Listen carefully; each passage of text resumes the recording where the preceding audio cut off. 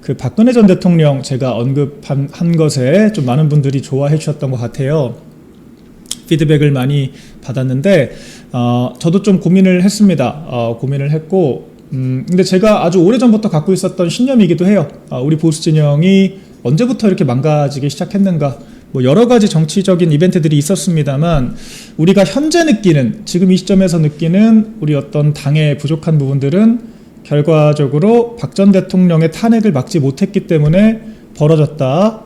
저는 그 생각을 강하게 가지고 있었어요.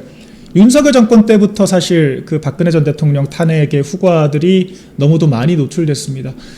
민주연구원에서 야당이 단독으로 만든 이 1주년 이 윤석열 정권 비판 팸플렛이 우리가 여연, 정부기관을 동원해서 만들어낸 것보다도 더 수준이 높다라고 하는 거.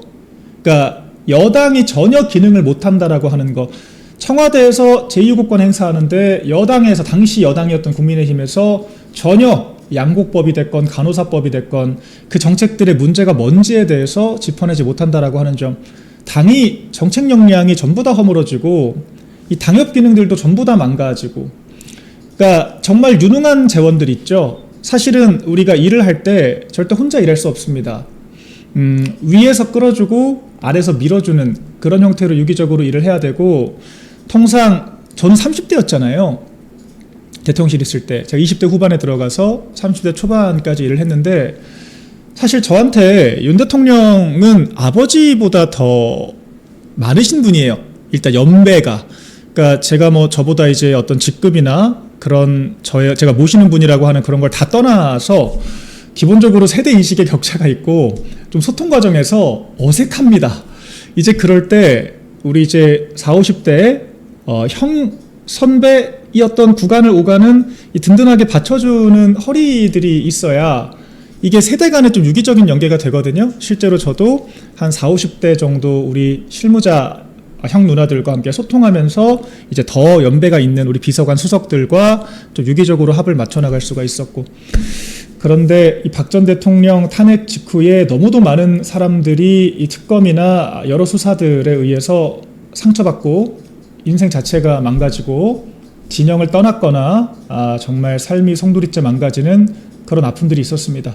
박 전 대통령께서 그런 고초를 겪으신 것뿐만 아니라 여러분 지금도 우리가 보고 있잖아요. 한동훈 때문에 지금 우리가 특검을 1년째 하면서 한동훈 지는 진짜 지는 무슨 뭐 출국 금지 당했다고 조사 요구 한번 왔다고 징징징징 거리면서 온갖 언론 플레이 다 하는데, 제가 대통령실에서 정말 형 누나 동생 하면서 지냈던 그런 사람들 그 출국 금지 안 당한 사람 찾기가 더 힘듭니다. 조사 한번 안 받은 사람 더 찾기가 힘들고요. 통신조회 받는 건 기본이고요. 그런 과정에서 1년 동안 다 당신 같은 인간들 때문에 얼마나 고초를 겪었는지 아십니까? 지금까지도 자리 못 잡고 있으신 분들이 정말 많아요.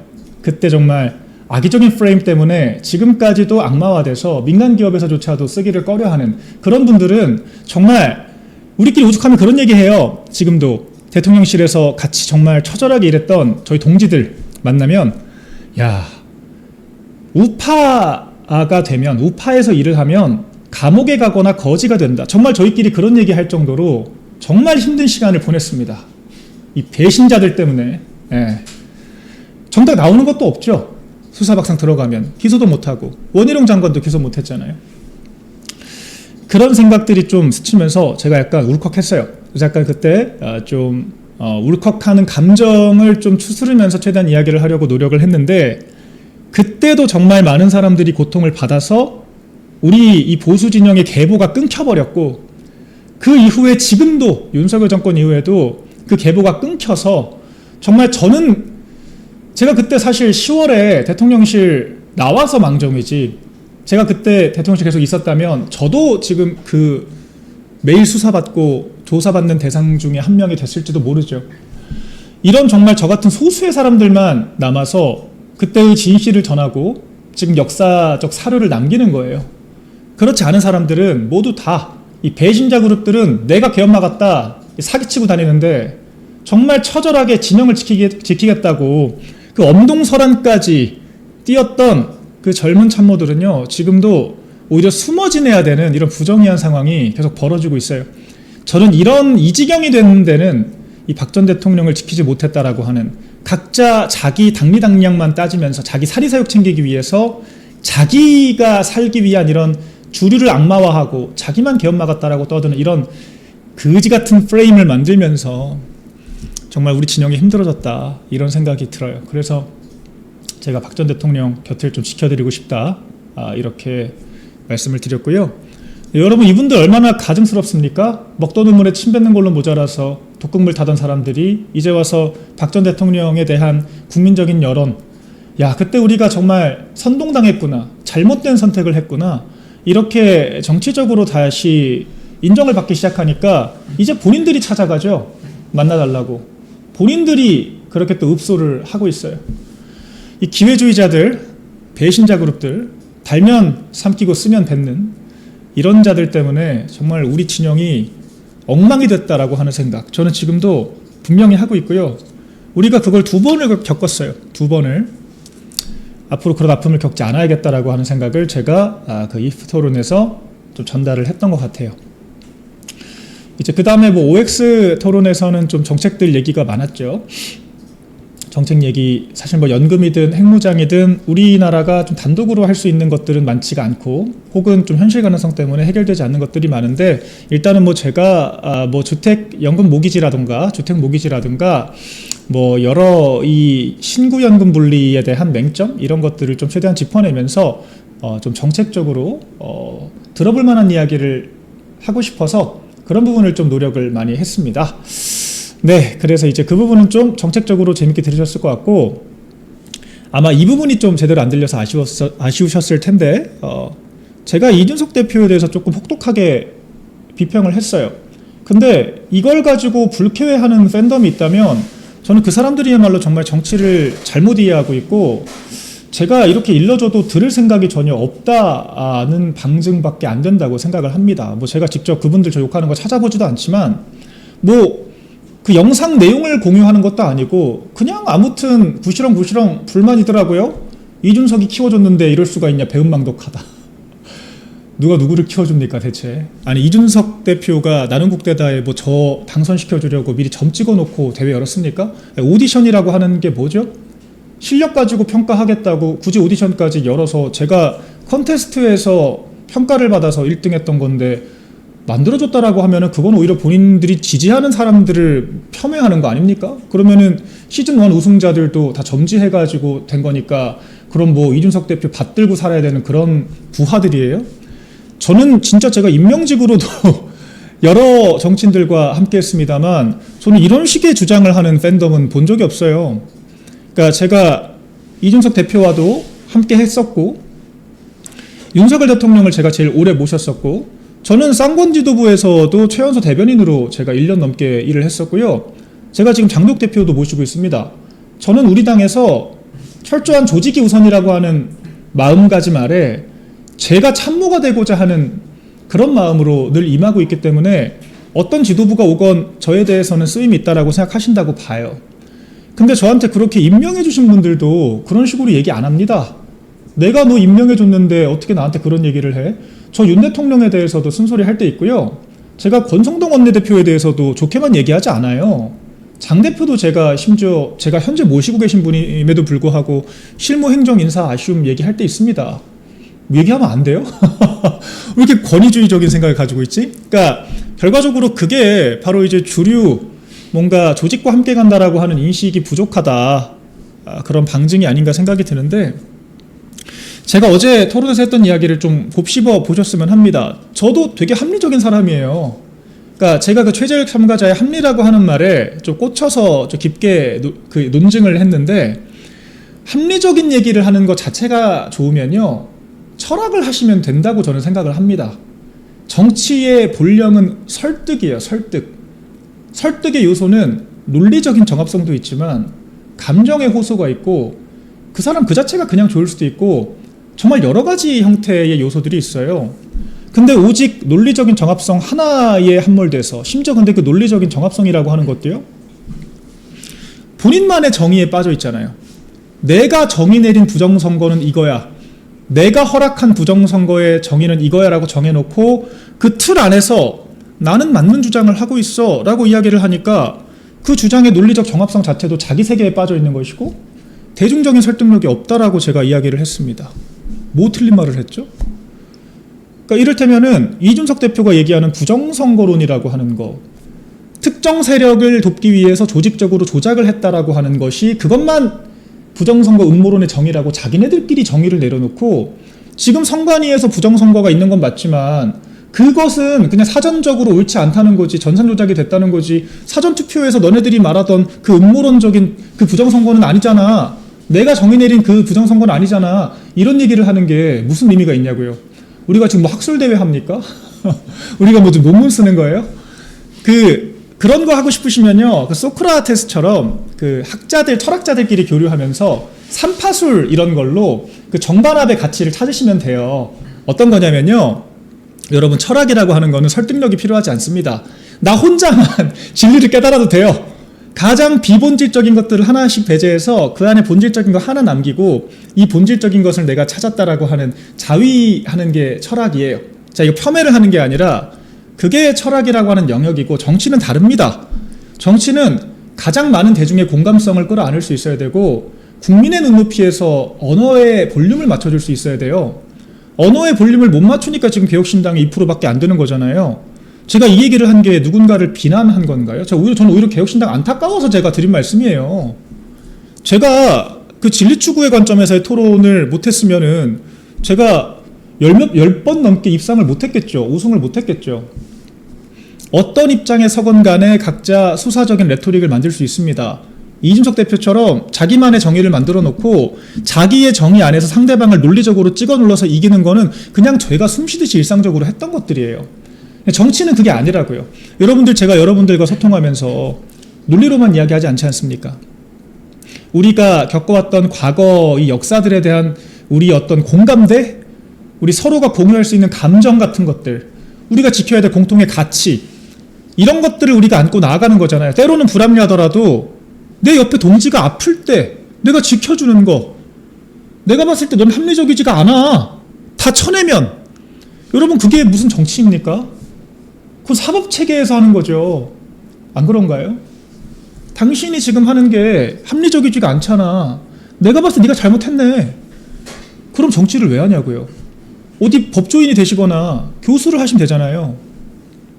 제가 어제 그 얘기를 한 겁니다. 그래서 제가 절차의 합리와 과정의 합리와 결과의 합리에 대해서 구분짓기를 해서 여쭤본 거예요. 정치라고 하는 게 결과의 합리, 우리가 함께 나아가서 함께 쟁취하고 우리가 함께 그 권력을 나누면서 제대로 통치하는 거, 이게 정치 아니냐. 집권 못하는데 자기만 맞다고 얘기하면 무슨 의미가 있느냐. 자기만의 세계 안에서 혼자 맞다라고 자위하는 게 무슨 의미가 있냐. 제가 그 얘기를 한 거잖아요. 저는 여기서 한 발 더 나가서 이 본인의 과정의 합리에 함몰돼서 결과의 합리를 놓친다라고 하면 그거야말로 역설적으로 가장 비합리적인 거라고 저는 생각을 합니다. 이건 제가 갑자기 하는 말이 아니라 제가 청와대 있을 때부터 드렸던 말씀이에요. 제가 늘 김건희 여사 같은 이슈들 얘기하면 비본질적인 이야기라고 얘기하죠. 합리적인 관점으로 봤을 때는 잘못된 측면들이 있죠. 근데 그건 비본질적인 이슈라고요. 우리가 추구해야 될 가치가 뭐냐, 우리가 이 싸움에서 더 유리하게 가져갈 수 있는 쟁점이 뭐냐라고 하는 거를 생각하고, 우리가 결과의 합리, 총선에서 이겨야 한다라고 하는 결과의 합리를 추구해서 이기고 나면 우리가 더 많은 것들, 과정에서 놓쳤던 것들을 보완하고 바로잡을 수가 있어요.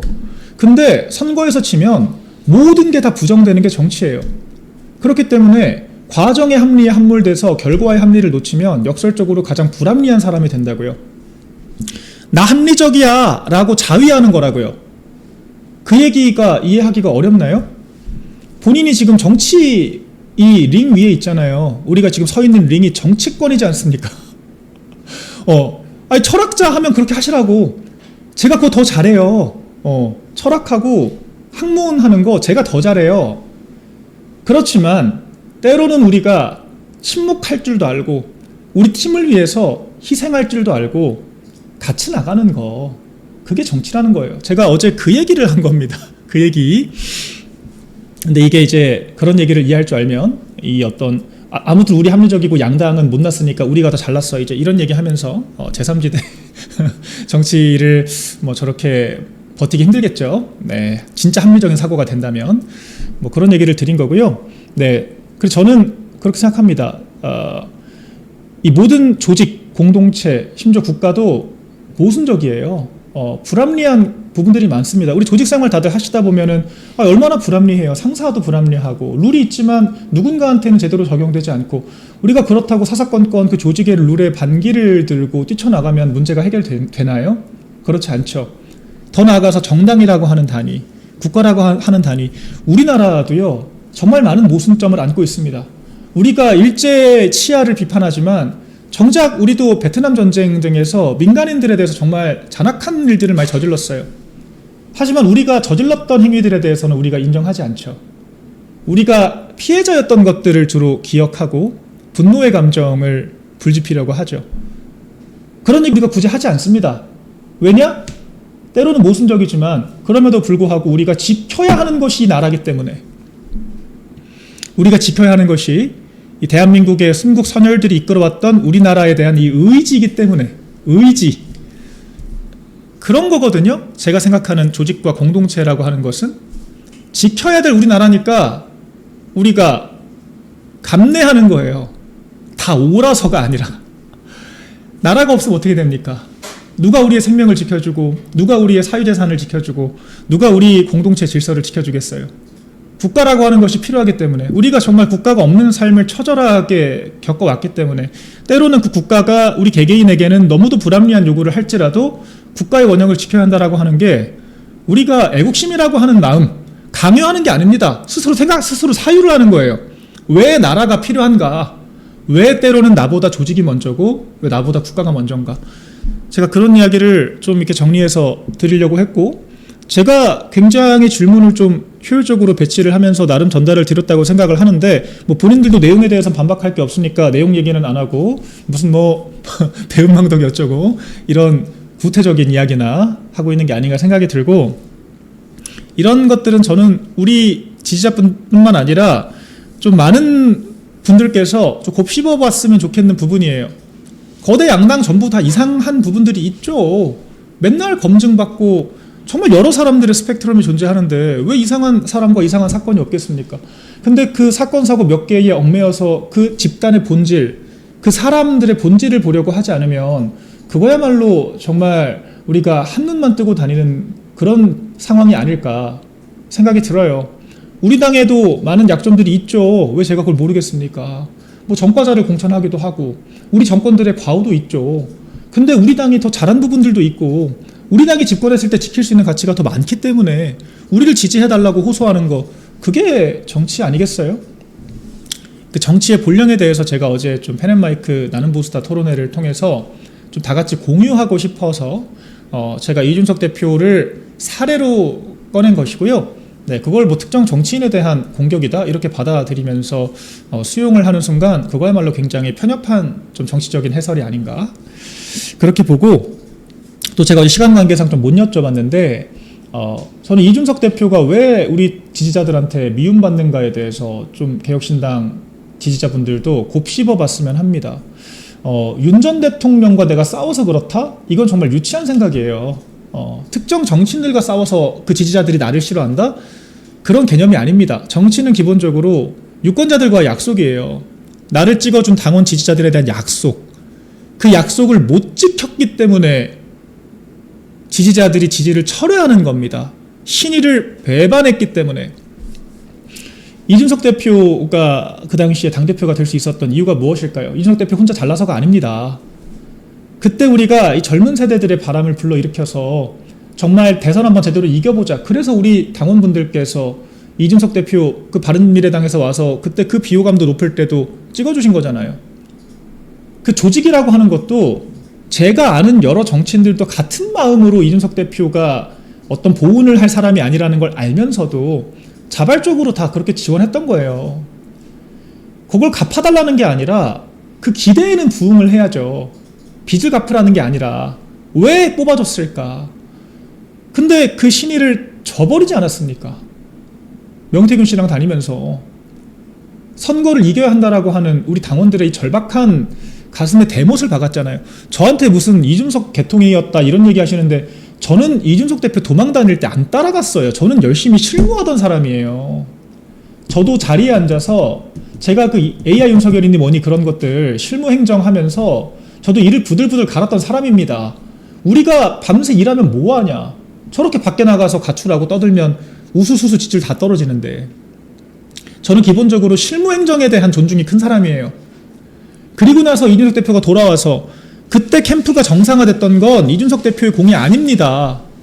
저 같은 사람들, 실무자들, 몇몇 명의 실무자들이 그런 열악한 환경에서도 매일같이 자리를 지키면서 정책 개발하고 대선 승리를 위한 일정들을 소화를 했기 때문에 이준석 대표가 돌아왔을 때 선거 캠페인이 정상 궤도로 올라갈 수 있었던 거예요.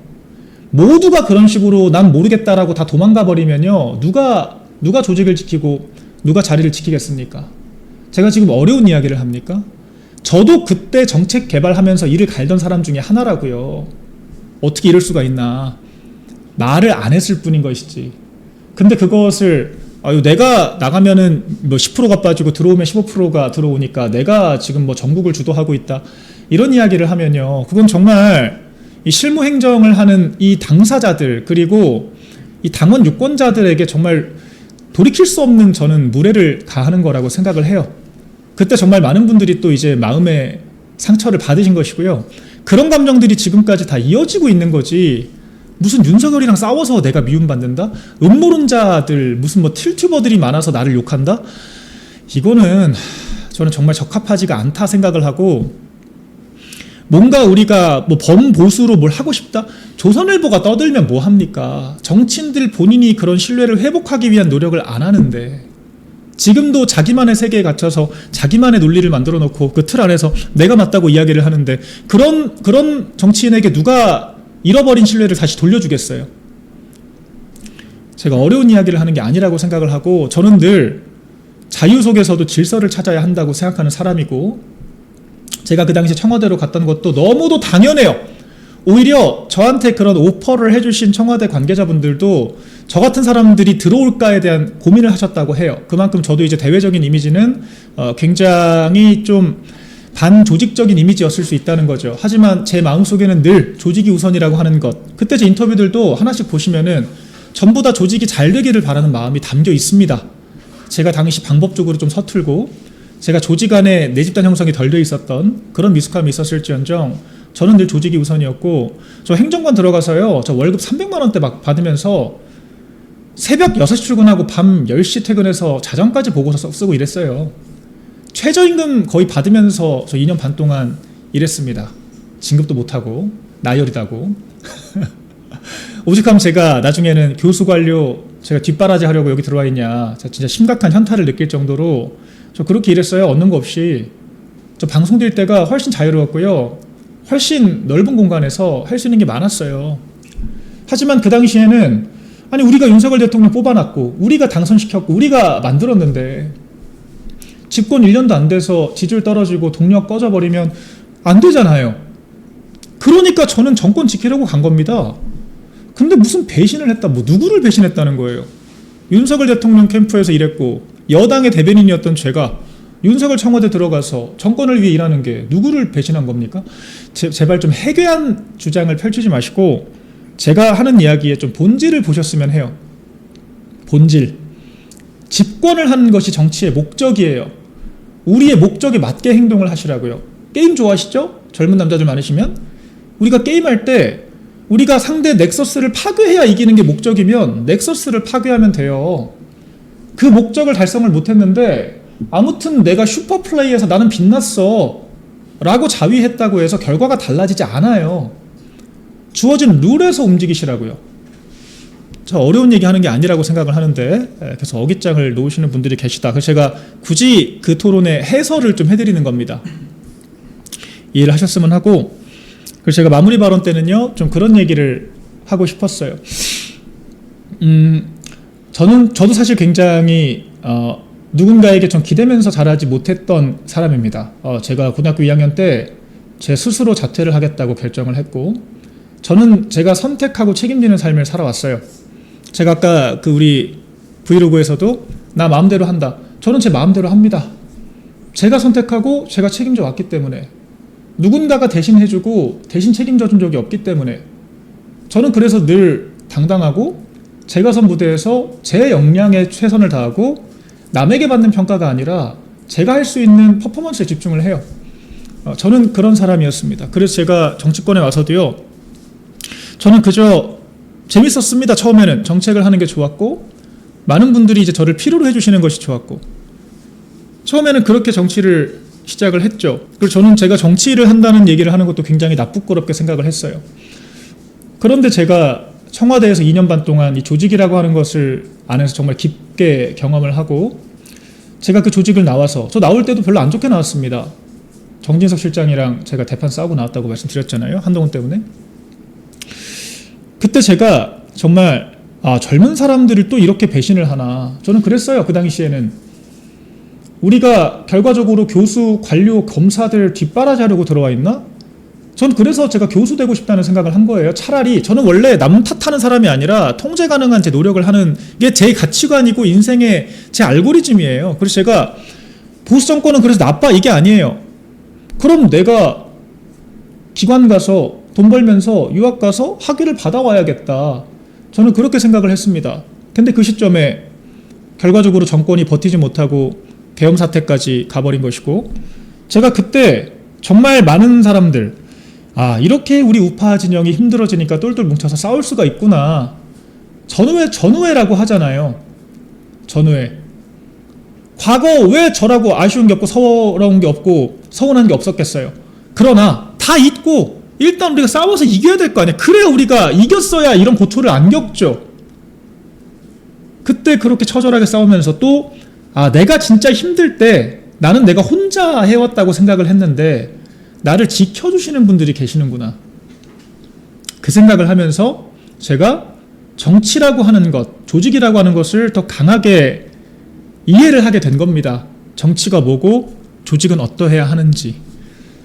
그때 그 경험들을 제가 개념화를 해서 우리 지금 국민의힘의 현 정당 상황에 대입해서 여러분들께 개념적으로 설명을 드리는 거고요.